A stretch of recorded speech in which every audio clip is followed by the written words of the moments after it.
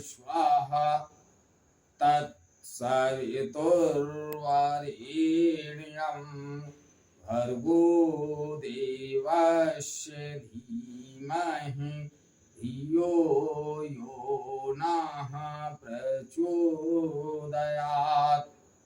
उस प्राण स्वरूप, दुख नाशक, सुख स्वरूप, श्रेष्ठ, तेजस्वी, पाप नाशक, देव स्वरूप परमात्मा को हम अंतरात्मा में धारण कर रहे हैं। वह परमात्मा हम सब लोगों की बुद्धियों को सद्मार्ग की ओर प्रेरित करें। परम पूजनीय गोस्वामी तुलसीदास जी द्वारा रचित श्री रामचरितमानस महाकाव्य का ये भाग नंबर 173 आप लोगों के समक्ष प्रस्तुत कर रहा हूं। आप लोग इसका श्रवण करें और जीवन आनंदमय बनाएं। राजा दशरथ का उत्कृष्ट यज्ञ सुचारू रूप से संपन्न हो जाता है। गुरु वशिष्ठ उनको यज्ञ का हविष्य यानी प्रसाद खीर देते हैं। कहते हैं अपने हिसाब से आप अपने रानियों को वितरित कर देना। गोस्वामी तुलसीदास जी लिख रहे हैं, तब दृश्य भय पावक सकल सब ही समुझाई, परमानंद मगन नृप हरस न हृदय समाई। तदंतर अग्निदेव सारी सभा को समझाकर अंतर्ध्यान हो गए। राजा परमानंद में मग्न हो गए। उनके हृदय में हर्ष समाता न था।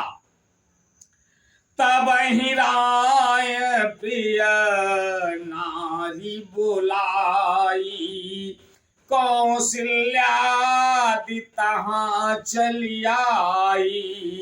अर्धभाग कौशल्य ही दीना, उभय भाग आदे कर कीना। उसी समय राजा ने अपनी प्यारी पत्नियों को बुलाया। कौशल्या आदि सब रानियां वहां चली आई। राजन ने पायस का आधा भाग कौशल्या को दिया और शेष आधे के 2 भाग किए। कैकेयी कहा नृप सो दयऊ, रहे सो उभय भाग पुण्य भयऊ। कौशल्या कैकेयी हाथ धरी, दीन सुमित मन प्रसन्न करी। वह उनमें से एक भाग राजा ने कैकेयी को दिया।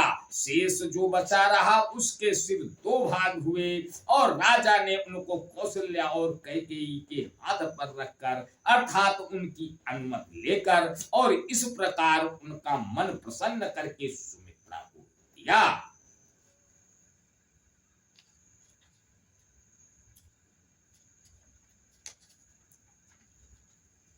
यही विधि गर्भ सहित शब नारी, भई हृदय हर्षित सुख भारी।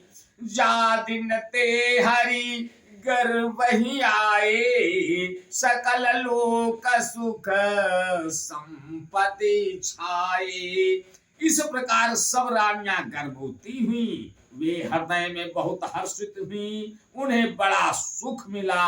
जिस दिन से श्री हरि लीला से हो गर्भ में आए, तब सब लोगों में सुख और सम्मत छा गई।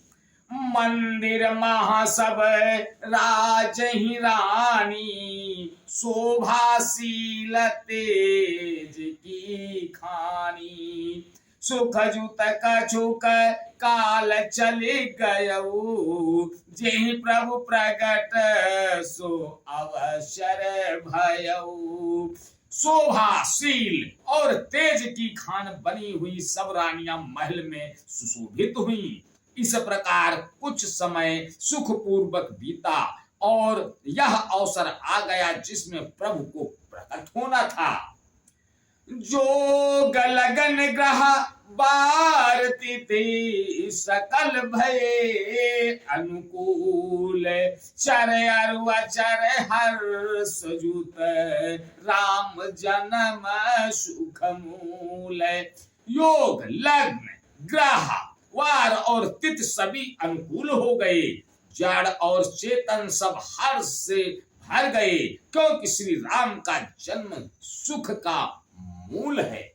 आज बस यहीं तक, आगे का अगले भाग में, तब तक के लिए जय श्री राम। ओ